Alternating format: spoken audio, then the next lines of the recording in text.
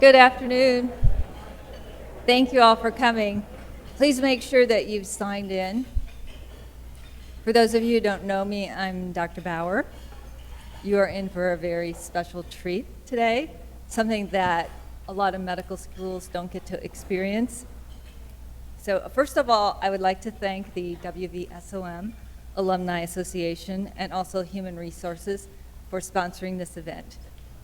I'd also like to thank Dr. Foster and Dr. McClay with their help in applying for a grant from the WVSOM Alumni Association and for their help with organizing this. I'd also like to thank Adam Seidenstricker for the wonderful buffet. And there are numerous others that I haven't mentioned that I'd like to thank as well. So I'd like to give you a little bit of background. I first became familiar with Ms. Angie Orlando when I was a fellow in molecular genetic pathology at the Cleveland Clinic. One of my attending physicians, Dr. Marvin Natovitz, was in charge of presenting the disability material to the Cleveland Clinic medical students. And he invited me to tag along to the presentation. So I said, okay, I'll go. So Dr. Natovitz was actually the one who made the final genetic diagnosis for Angie's case. So he's a very wise and very caring physician. And he also happens to be a pathologist. So during the presentation, Angie was one of the presenters for the session. And the presentation was very thought-provoking to me. It really made me think of things that I had not really thought much about before, even though I'd already been through medical school, one residency, and one fellowship. So I thought, well, what really is a disability? What is it like to live with a disability? How does the disabled person feel about being disabled? What type of attitudes do we or should we have as physicians, friends, relatives, employers, and so on, towards someone who has a disability? And what is the best approach to interacting with someone who has a disability? So when the WVSOM Alumni Association grant applications came out, Dr. Foster, Dr. McClay, and I put our heads together and we thought it would be a great idea to bring Angie here. So we got the grant and she's here. So without any further ado, I would like to introduce our very talented interpreters that we have with us today as well. Dr. Leah Subak has a Master of Arts from Gallaudet University and a PhD from Kent State University. She currently resides in Northeastern Ohio, is on the faculty at Kent State University, where she has the privilege of working with deaf students as well as hearing students who are learning American Sign Language, or ASL. Ms. Megan Butcher is a graduate of the Cuyahoga Community College Interpreter Training Program and is currently a Kent State University student who is finishing her bachelor's degrees in American Sign Language and Nonprofit Studies. She has been Angie's Support Service Provider, or SSP, for the last 3 years. Ultimately, she hopes to be involved in the creation of a state-funded SSP program and to share her love for the profession of teaching others how to become SSPs. So I'd very much like to thank our two interpreters for coming today. And it is my great honor and pleasure to introduce Ms. Angie Orlando. She is a teacher, a writer, and a mother who also happens to be deafblind. She graduated from Kent State University with a bachelor's degree in special education. Angie went on and earned a Master of Fine Arts degree in creative writing last year from Ashland University. She's a contributing author of Deafblind Reality, Living the Life. Angie's work can be viewed on her blog as well. As the co-founder and president of the Northeast Ohio Deafblind Association, Angie is passionate about assisting people who are deafblind through awareness, education, and social opportunities. Her organization offers a variety of specialized workshops related to deafblindness. In addition, she visits classrooms and lectures at colleges, medical centers, and in the deaf community.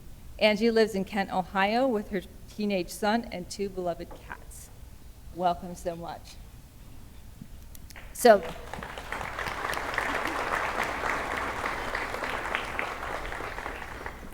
the way that we're going to work this is we have a few questions that have been prepared ahead of time, and we are going to ask those few questions, and then we can get the audience to ask a few questions after that.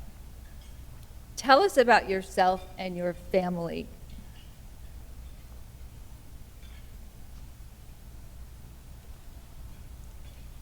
Is the mic on? Okay. Hi, it's wonderful to be here today.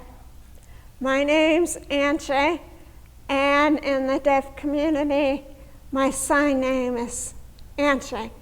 That's book with a hands because I read so much. So, about my family and childhood. So I was born with no disabilities, and there's no family history of disabilities, no hint of what was to come. We lived in Kent, Ohio, in we lived in Kent, Ohio, in a nice neighborhood next to an elementary school. I was the youngest of 3 children.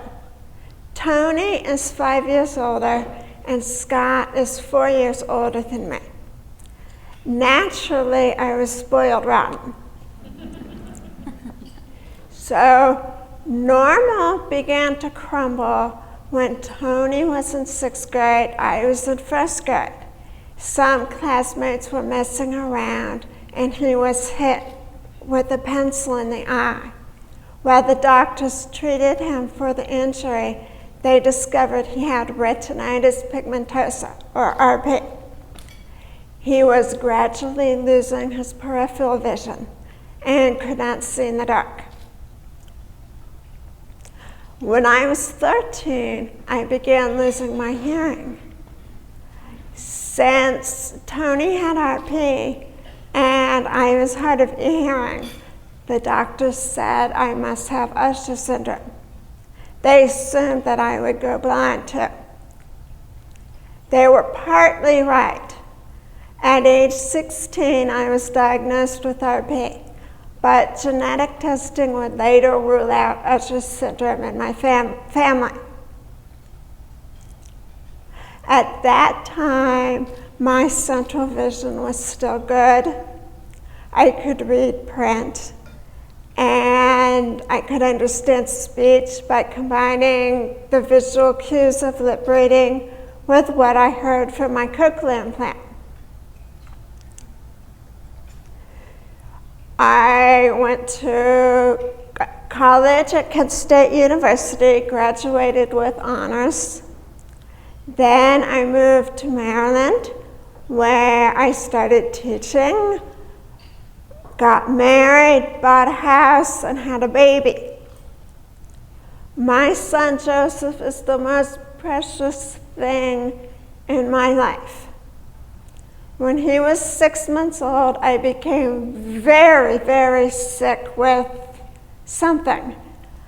I rapidly became completely deaf and blind, lost feeling in my hands, feet, and legs. I couldn't walk. People had to feed me, dress me, put me on a potty chair. They communicated by using their finger to print letters on my face. And still the doctors could not say what was wrong with me.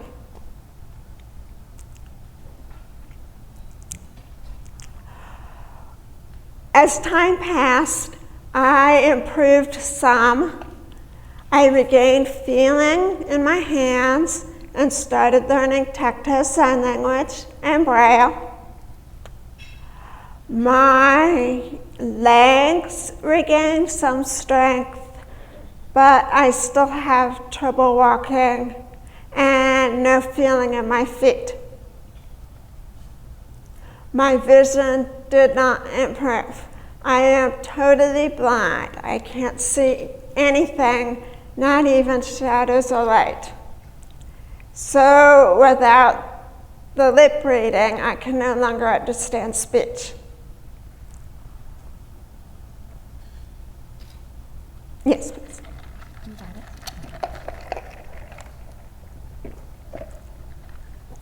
Excuse me, my mouth gets dry. Well, I got divorced, moved back to Kent. I live in a small apartment a mile away from my parents, and I have full custody of Joseph, who is now 16. Yikes!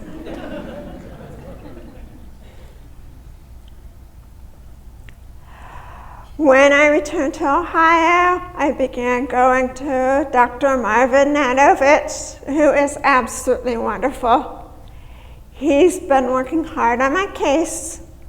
For years, he's tested me for what seemed like a million different disorders, and everything came back negative or normal.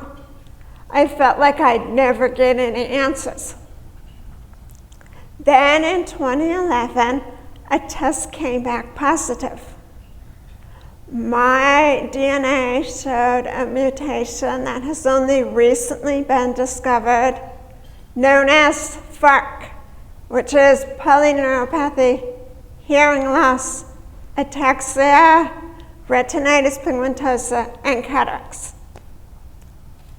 The ironic thing, I finally get this diagnosis, and it's called FARC.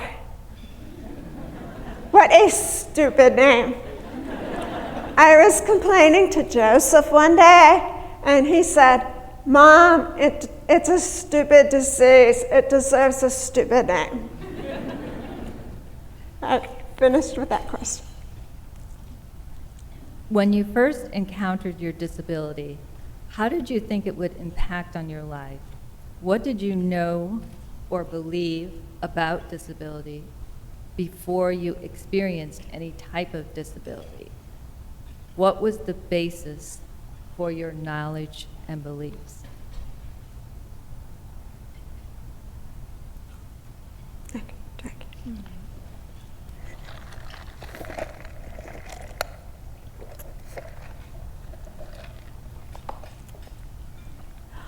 I was exposed to disabilities early on. All the children with any kind of disability in the region were bused to my elementary school. We had special classes for children who were deaf, had learning disabilities, or attention and behavior problems. There was a class for children with severe developmental disabilities. We weren't in the same class, but they were there and I saw them at school. I volunteered to work in some of the special classrooms. Then there was Tony, who was partially blind. He didn't look blind. He could read print, play soccer, drive a car. He didn't use a cane or read Braille. I don't think I really understood about his vision loss until I began experiencing the same thing.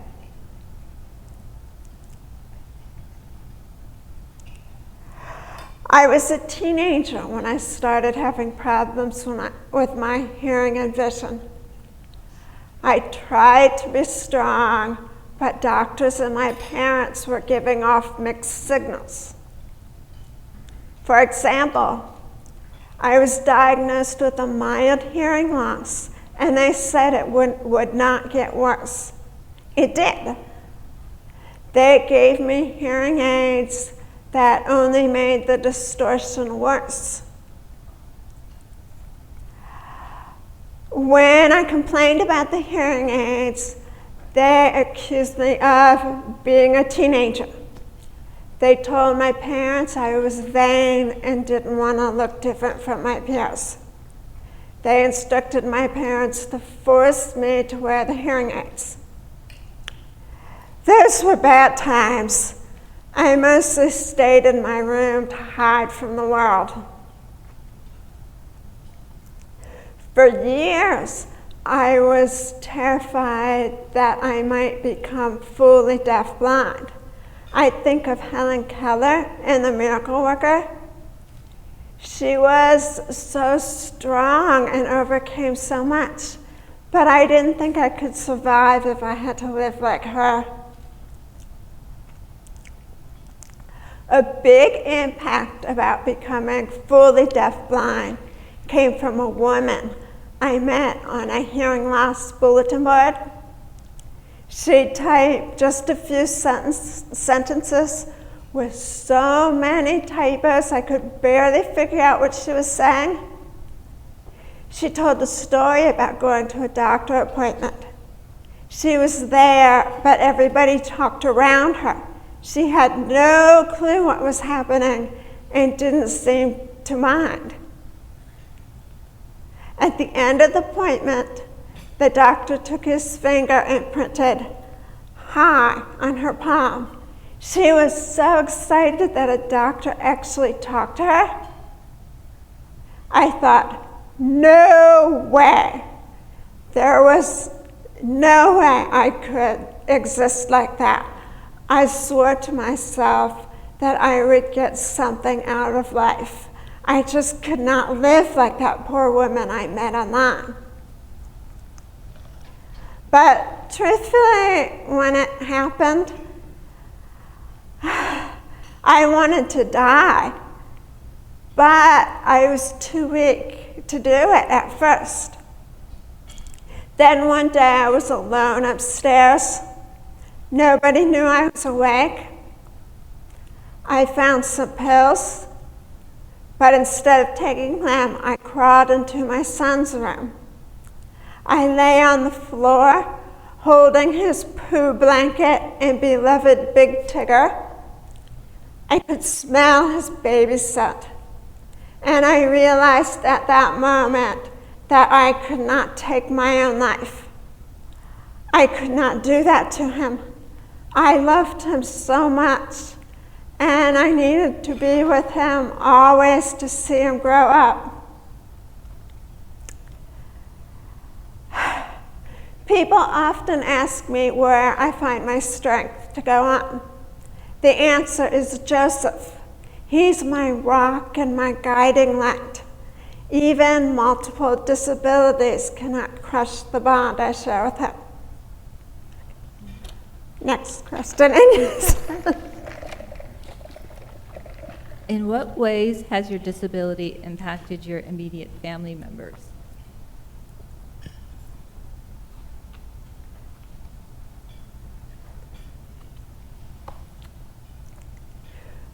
Because my disability is genetic, it affected most people in my family.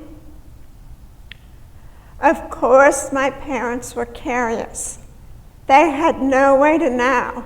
It was one of those nasty time bombs we all carry in our DNA. I know they feel guilty. They want to protect and take care of me. I want to be as independent as possible. I don't want to be a burden or treated like a child. That sometimes causes conflict. It was especially hard for them when I moved into my own apartment. Then there are my brothers. I believe Tony had FARC too. At 38, he could still read print. He used a white scanning cane. He struggled for a long time with depression. Even though his hearing was normal and he could walk fine, he had much harder time coping with his limitations. Finally, he gave up. Tony committed suicide 10 years ago. His funeral was on what should have been his 39th birthday. My other brother, Scott, does not have any disabilities, but that doesn't mean he lives a free and easy life. I believe he has survivor's guilt, if that makes any sense. He got lucky. His brother and sister did not. For me, the major implication had to do with Joseph. I was worried about whether or not he inherited my disabilities. I would still love him if he did, but I didn't want him to suffer the way I did. I wanted him to have a chance at a normal life.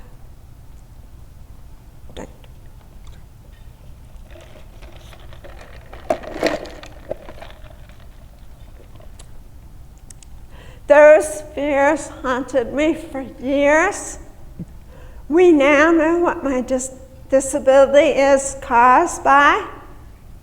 That gave us a chance to know if Joseph was at risk.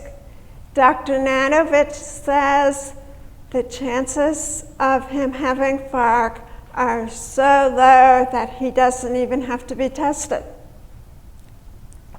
I could finally tell him he would not have my problems.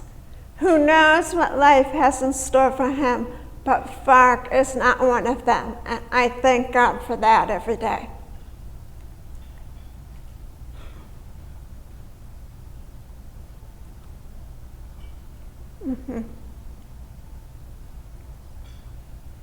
Has having a disability changed who you are? Has it changed who other people think you are?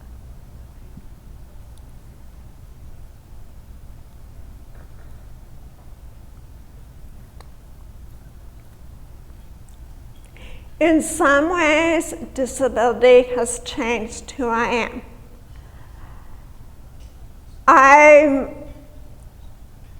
not doing what I planned to do. And I'm not who I wanted to be. This isn't what I had in mind, but I'm still me. I just do things different. Having disabilities has made me stronger and more adaptable. I do think disability has changed the way other people see me. Some people are overcome by pity. I know I look pathetic, but I don't want anybody's pity. Give me an interpreter and I'll show you there is an awesome brain inside this body. Having a communication disorder makes it worse. Some people assume I have cognitive problems, and I do not. One thing I hate is when somebody I don't even know tells me I'm amazing or inspirational. Those are like bad words to me. I used to think I was the only one who felt that way, but recently I learned this is a concept called inspirational porn. Get your mind out of the gutter, it has nothing to do with sex. The word porn is used because seeing people with disabilities evokes good feelings in non-disabled people, what my kindergarten teacher called warm fuzzies. Thank you.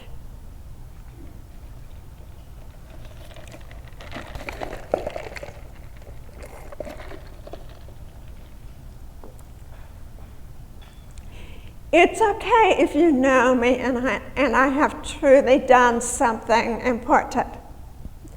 For example, after my thesis defense last summer at Ashland University, I got on Facebook and posted, "I did it, Mom." She replied, "So proud of you, Gina Bean." Her praise did not annoy me because she's been with me through the whole thing. She knows what it took for me to get to that point in life. She was truly inspired, and that made me feel good. My graduation didn't go so well. As planned, I followed my fellow MFA students, but used the ramp to get on stage. The dean finished calling names and was moving on to the next degree, skipping me. An interpreter thrust the wheelchair on stage. The dean shook my hand, gave me an empty diploma case, smiled for the photographer. Several other people did the same. They never called my name. The audience is clapping loud and long. They're still clapping when I left the stage. I thought it would never stop. All they know about me is that I'm deafblind and sometimes use a wheelchair, and that's all. And they clap, clap, clap, clap, wipe tears from their eyes, think, oh, I'm so amazed, I'm so inspired. They know nothing about me. They do not even know my name. It made me feel like an object.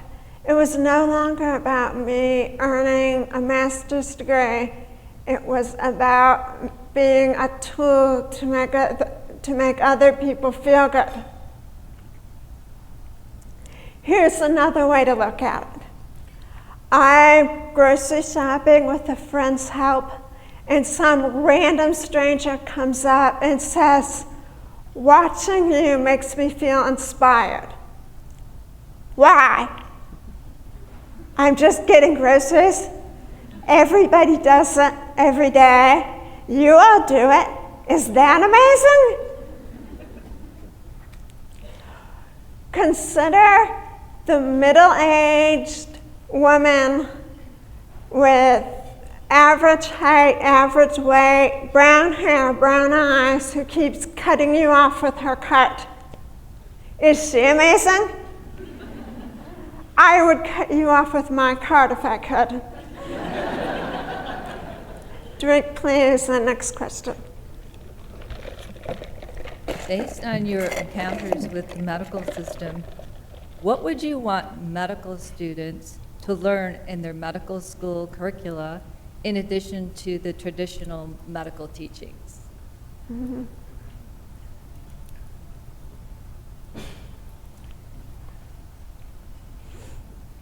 I want medical students to learn how to see people with disabilities. For example, you come into the exam room, you see my leg braces, my crutch or wheelchair, my cochlear implants. You read a few notes in my chart. You think you know me. Nope, that's not who I am. You have to look past the disabilities. I am a mother and a writer, a lover of cats. I drink Dr. Pepper, read vampire novels, play the saxophone. That's who I am. That's the real me. You need to take the time to talk to your patients, find out who they really are, what they like, and how they feel. Also, understand that you are not an expert about my disabilities. You may know about hearing loss, vision problems, neuropathy, but that doesn't make you an expert on my disabilities. I'm the expert because I'm the one living with these disabilities. So, you need to get personal with your patients and don't act like you know it all. If you listen to me and we can work together, we might accomplish something. But if you are arrogant, act like You're doing something extraordinary by working with this disabled person, then nothing will be accomplished.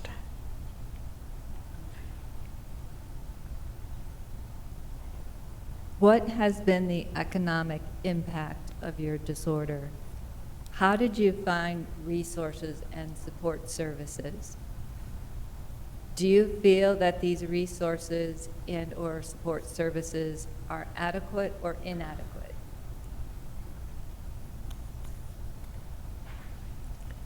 When I got the diagnosis of FARC, I was eager to come home and research the condition. I found 2 articles, one that referred to the other.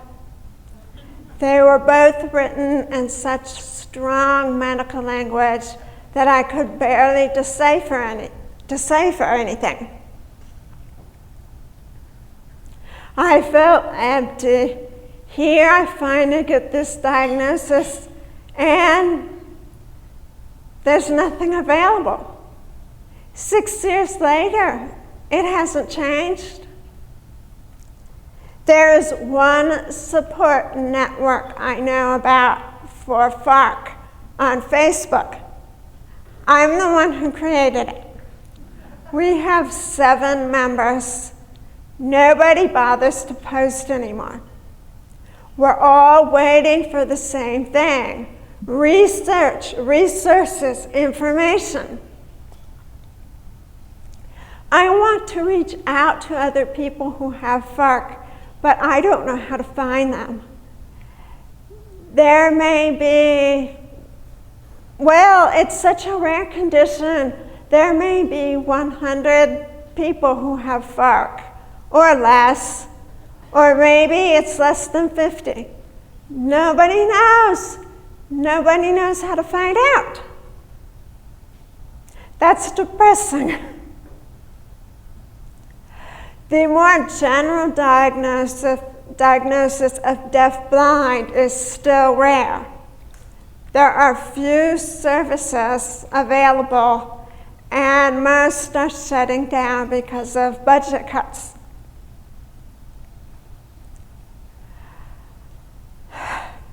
Ohio does not have a state program for service providers to work with deafblind people. Because I'm on SSDI and I get child support, my income is too high for me to qualify for services for people from my local County Board of Developmental Disabilities or services for independent living. That just seems ironic. I'm on SSDI and I get Medicare and I don't qualify for services.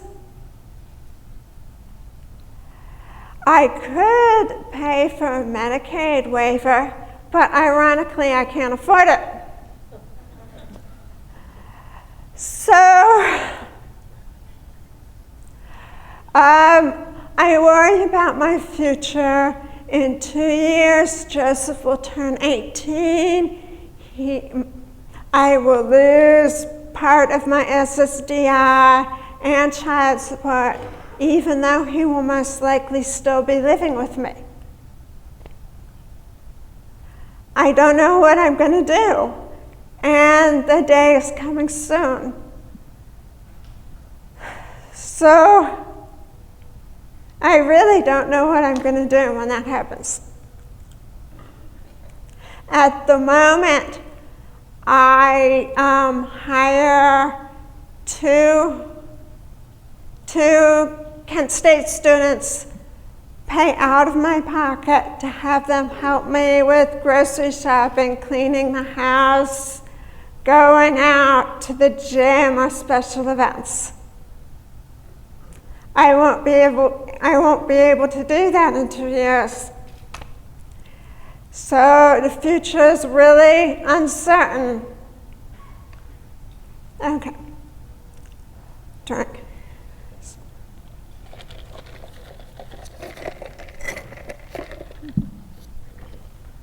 I'm ready for any questions. Does anyone from the audience have a question? We have 2 mics here and there.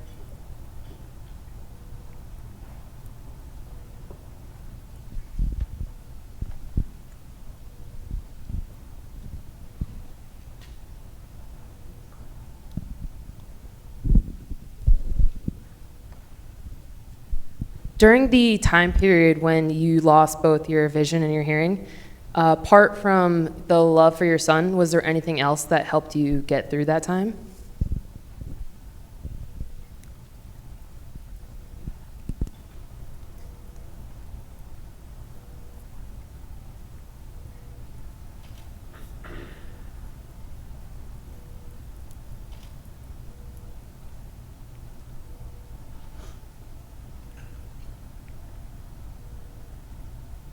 That's a tough question. I was married at the time, living in Maryland, where my in-laws are from, and I was not getting support from them. My husband was abusive, and the worse my disabilities became, the worse the abuse was. So I wasn't finding support in family. I'm not religious. So mostly it was just Joseph who got me through it. I'm so addicted to that kid.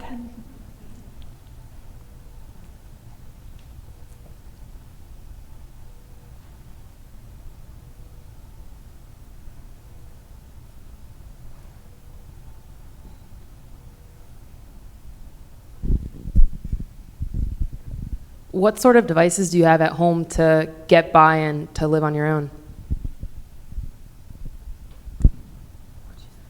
License? Did you say license? Oh, devices.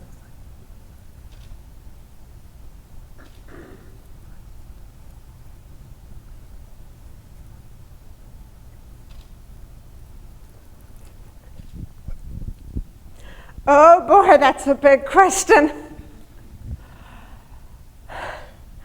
I have many different devices. There is something called a VibraCall alert system made by Silent Call. I wear a receiver on my arm. It's connected to 4 systems that will vibrate the receiver. Each system has a different vibration.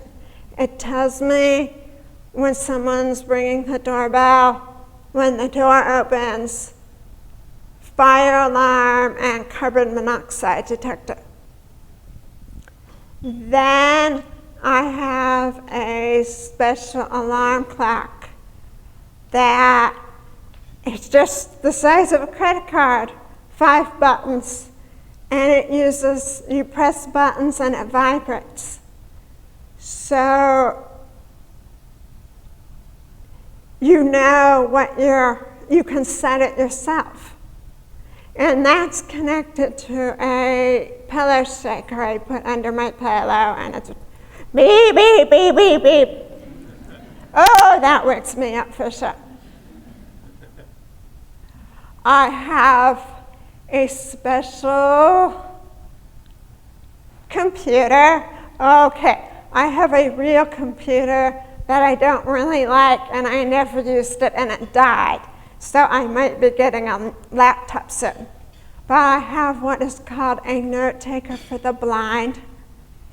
It does computer functions, although it's a bit limited, especially on the internet. I'm on that thing all day long, reading books, writing, checking Facebook, email, address book, planner, all sorts of things. That's called a braille sensor too, and I really love it. Let me think if I have anything else. I have some kitchen devices, but I don't use them because I hate to cook. So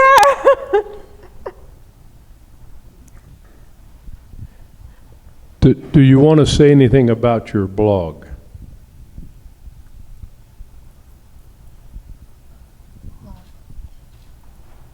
Blog.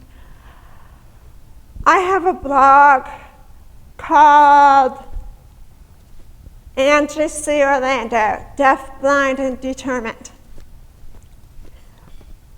The blog is about me, anything to do with my life. Sometimes I write about my disabilities, sometimes I don't. Sometimes those other stories are affected by my disabilities, but that's not necessarily the theme. I write a lot about being a single mother, and I have posted some poetry, which was my focus at Ashland. I've put some poetry on there, but not the good stuff. I'm trying to get a manuscript published, so you'll all have to wait for the book. My last blog was called Harry Potter and Me, and I wrote about all the different ways Harry Potter has affected my life. For example, Harry Potter, Sorcerer's Stone was the first book I read in large print. Harry Potter and the Goblet of Fire was the last book I read in print. Sorcerer's Stone was the first book I read in Braille, and I read them all in Braille. And Sorcerer's Stone was also the last movie I ever saw.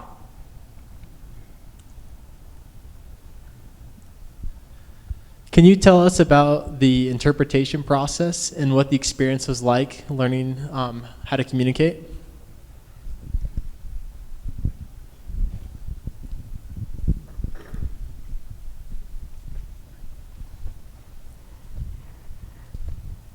When I came back to Ohio, I only knew the alphabet, which is called fingerspelling, or the Rochester method. It is very slow, and when I had meetings and doctor appointments, I couldn't keep up with the interpreter.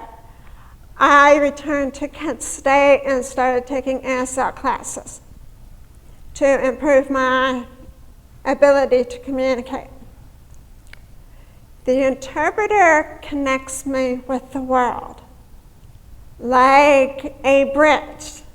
So I'm not so isolated over here anymore. I can connect to the rest of the world. The interpreter tells me what's being said, but also gives descriptions of, say, a room layout, or what a person looks like, what they're wearing, things I can't see, and they give cues about the social environment, facial expressions.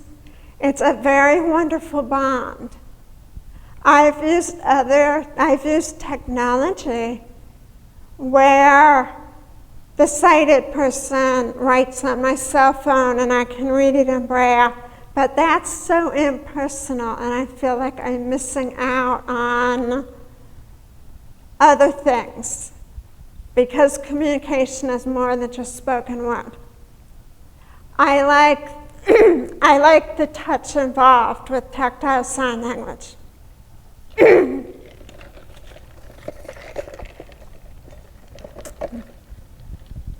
Okay.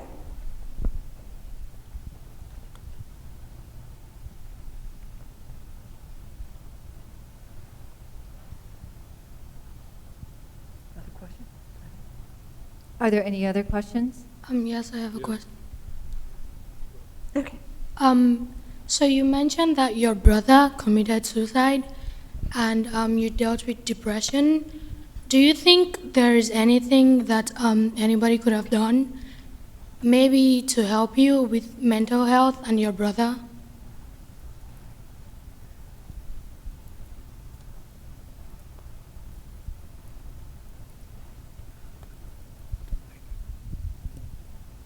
Say that again.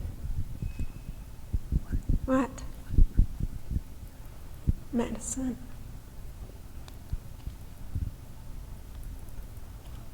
Mm-hmm.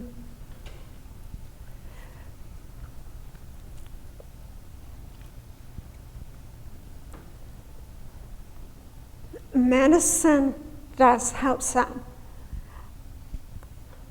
Some people who are deafblind will brag about they don't take medicine for depression, but quite a lot do. Counseling, it's hard to do counseling when you're deaf and you can't communicate with the counselor.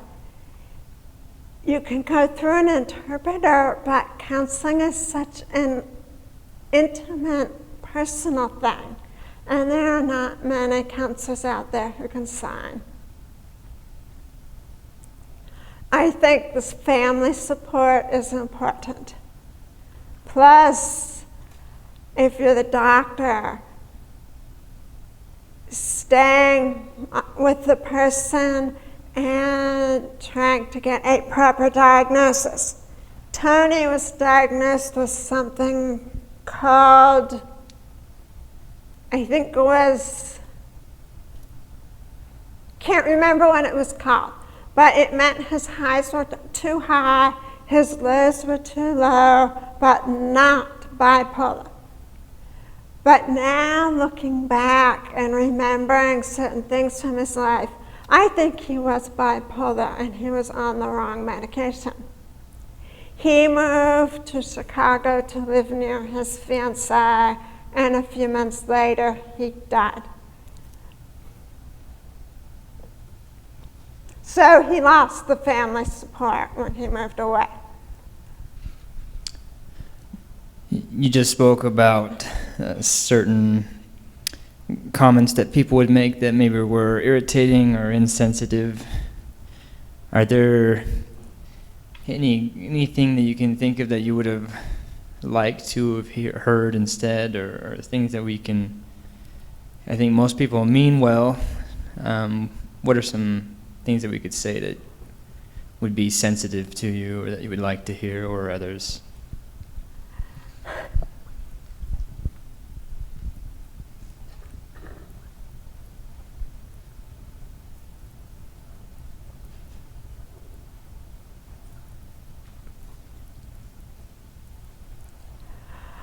I know that people mean well when they say these things, and even the people at my graduation, they meant no harm.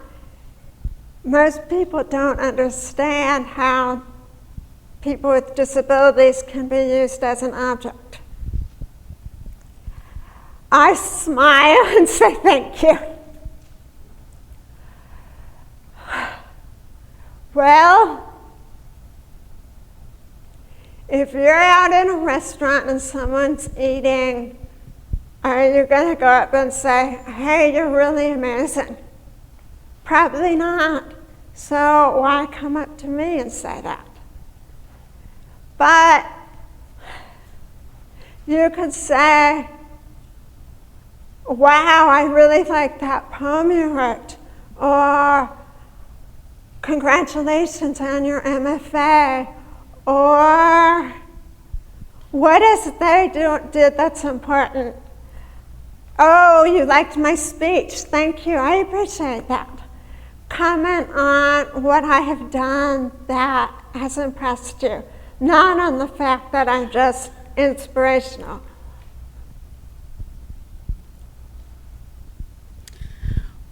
What happened with your friends as the disability was evolving, and how are your friendships, if you have any at this time?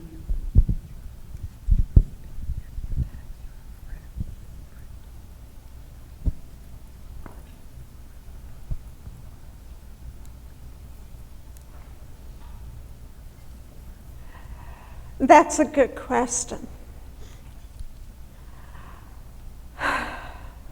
I had a hard time in high school, and I was just so glad to get away when I moved to Maryland. I didn't keep in touch with those friends. But I made new friends. I was working at my father-in-law's doctor office before I began teaching, and I made some friends at the office. Then I became totally deafblind, and things changed. My very best friend, Sharon, she was just overcome by sadness. She could not take it. I mean, I remember before I'd sit in her office and she'd give me speeches about how strong I am and how I could do anything. But after I became fully deafblind, all she could do was cry or just say nothing at all. And she didn't want to touch me. She wouldn't do print on my face. I haven't heard from her in maybe 13, 14 years. Another friend was a friend online, a man, but it wasn't romantic. We were very close. He came to Maryland to be an usher at my wedding. But again, after my disabilities worsened, when I finally got back online and got in touch with him, told him the story, he was like, I don't know what to say. I'm working on something. I'll contact you in a few days. Never heard from him again. Some people have met me like I am now. And they seem to be such a good friend, but it doesn't last. I think maybe it's just a novelty to be a friend with someone who has DA. But that's not always true. I have made very close relationships that are lasting, and I have a better social life now than I did before. Before, I was so uptight, so nervous, trying so hard to be normal. Now, I don't look normal anymore. I don't care anymore. So it's easier to make friends. The internet has opened me up to many friendships too. Some people are deafblind, some have other disabilities, some have no disabilities. I've reconnected with my high school friends through Facebook, and it's really fascinating because most of them say they didn't know. They had no idea about my hearing or vision problems, didn't know what I was going through. Okay. I am like, how could you not know? But I found out that they were going through things I didn't know about. I went to my 20th reunion. Yeah, I'm getting old. 20th reunion.